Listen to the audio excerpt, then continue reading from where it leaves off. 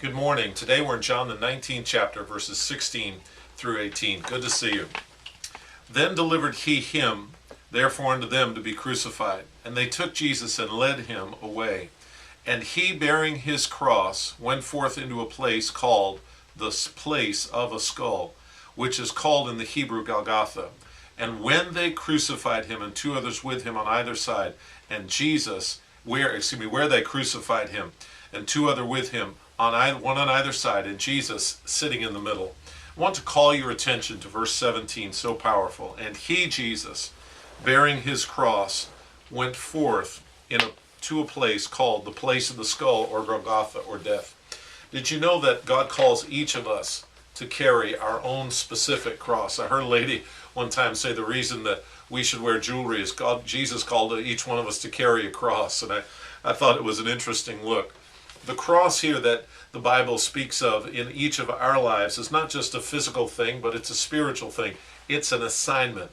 It's what God's called us to do that at times is difficult.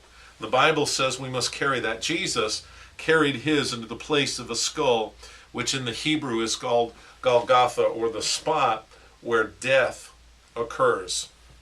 You know, every time we obey God, we put to death a little bit our flesh. The Bible calls us in Romans a living sacrifice. The fun part about a living sacrifice is that we, in that sacrifice, we in the middle of that sacrifice have the ability to get up and crawl off the altar. I heard one fellow make a statement. He said, you know, both God and the devil are trying to kill you. You said, whoa, wait a minute, Pastor, what are you saying?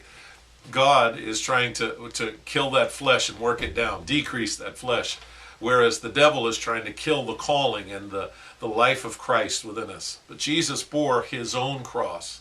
Two things. Number one, carry your own. Number two, don't carry somebody else's.